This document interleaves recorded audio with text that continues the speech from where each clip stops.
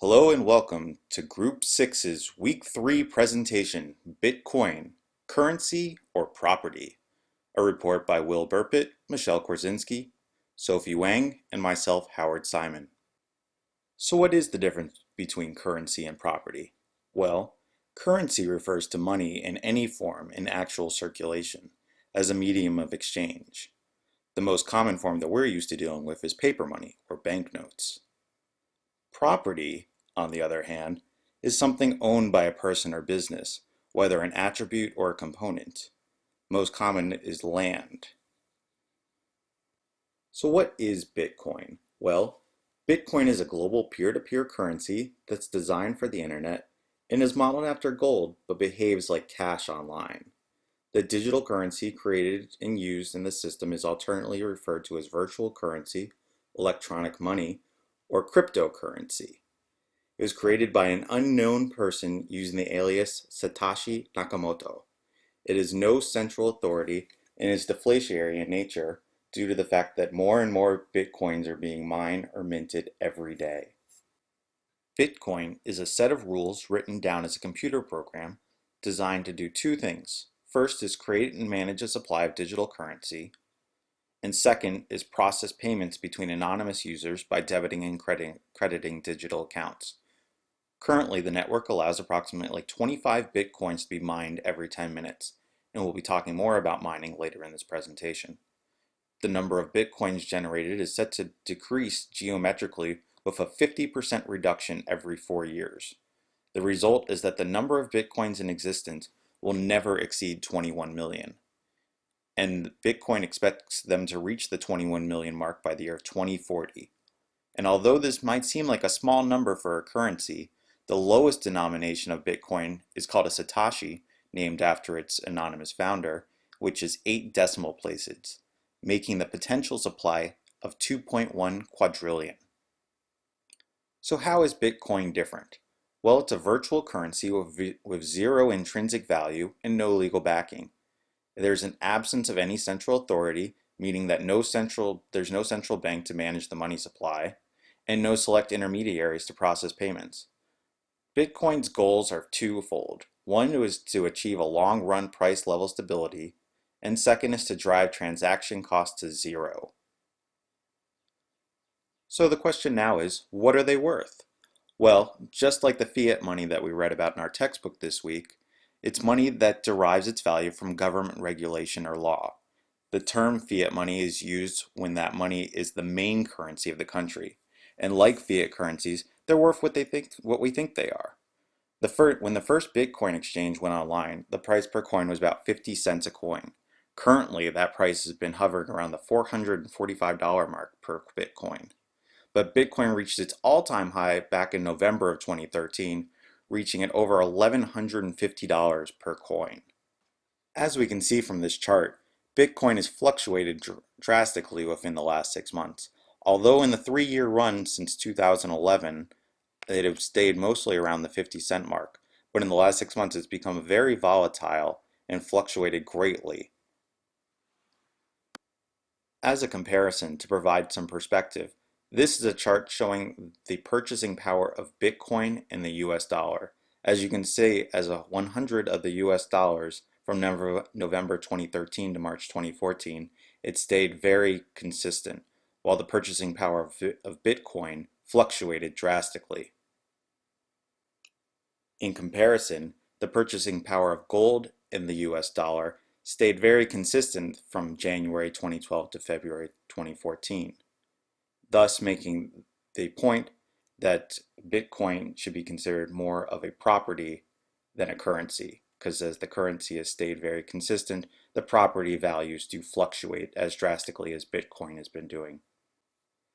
So how do you go about getting Bitcoins? Well, first you should know that data is permanently recorded in the Bitcoin network through files called blocks. A block is a record of some or all of the most recent Bitcoin transactions that have not yet been recorded in any prior blocks. They could be thought of like the individual stock transaction ledger. And just like stocks, which are considered property, so should Bitcoins. So Bitcoins are created each time a user discovers a new block, and the rate of block creation is approximately consistent over time of 6 per hour. There are currently 4 methods of acquiring Bitcoins. The first is mining, which is people competing to mine Bitcoins using computers to solve complex math puzzles. The second is wiring in fiat currency to a Bitcoin exchange. Third is buying from an individual. And fourth is selling items for Bitcoins. So you might now be asking yourselves, great, now I know what a Bitcoin is and how to get them. What are they good for? And what can I buy with them? And although Bitcoins are mostly used for purchasing online services, they can also be used for physical goods as well. A growing number of standard high street businesses are accepting Bitcoins paid on the spot via a digital wallet on a mobile device. Users can buy Bitcoins to buy an array of products from e-commerce sites such as real estate, luxury automobiles, jewelry, watches, home goods, travel, consumer electronics, food, beverages, movies, books, and much, much more. So how big is Bitcoin exactly? Well, its present market value is around 8 billion, with up to 80,000 transactions occurring daily, and about 40 transactions per minute, compared to Visa, who has about 200,000 transactions a minute. But while Bitcoin has its transaction size averages about $2,000, Visa's transactions only average about $80. Recent incidents have brought the currency under new regulatory scrutiny, such as the failure of Mt. Gox, who handled over 80% of all Bitcoin trades, when they filed for bankruptcy after losing an estimated $650 million worth of customer Bitcoins. When Mt. Gox was hacked, it made people believe that Bitcoins was one of the biggest Ponzi schemes of all time. This instantly caused doubt among the masses, and people began to sell massive amounts of Bitcoins to pull out of the digital cloud wallets. So now that you know how to get Bitcoins and what they are, where do you store them? Well, Bitcoins are stored in what's called as a digital wallet. A wallet is a randomly generated string of numbers and consists of 2 parts, the public key and the private key. See an example of a public key on the slide. And the second half of the Bitcoin wallet is known as the private key. The reason it's called that is that it's intended for your use only, and only the wallet owner has access to this key. A wallet is an encrypted computer file where coins are stored. The wallet can live on almost any physical device, and your identity is disguised, which some people really like because of the illegal trades, and other people like because of the anonymity of using the currency. The content of every wallet is publicly observable. And as you can see in this slide, there's 2 examples of one of the wallets stored on a physical computer and another stored on the cloud, such as the former Mt. Gox. So what are the risks involved with Bitcoin?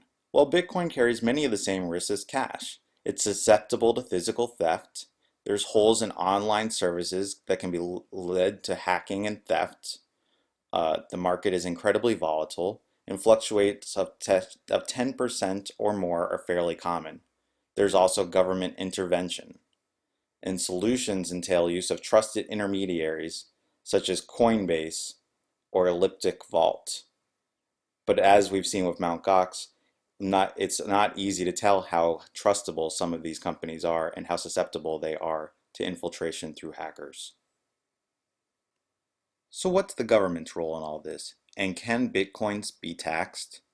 Well, the US and the IRS has recently ruled for tax purposes Bitcoins will be treated as property and not currency. When you buy and sell Bitcoins, you must report the resulting capital gain and loss, and compliance means added record-keeping costs. The effect of this and similar rulings serve to diminish the attractiveness of Bitcoins as a currency, and the IRS previously admitted it wasn't sure how to tax Bitcoins. Although payments using Bitcoins are taxable events, without any way to identify the payer and payee, efforts to tax these transactions are problematic at best and impossible at worst, which is one of the reasons that most people like using Bitcoins is because of the anonymity. So as we've seen, although Bitcoin acts more like property, it's still treated more like a currency.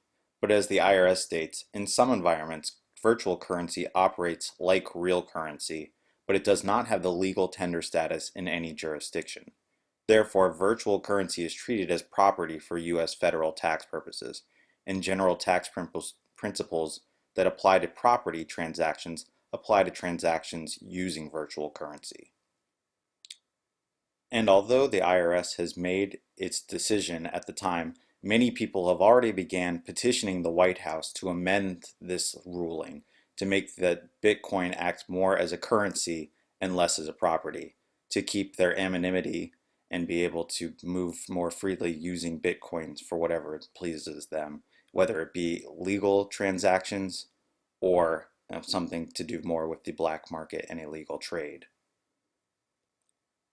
Needless to say, there has been much debate about this issue, but as for now, Bitcoins are ruled as property and not currency.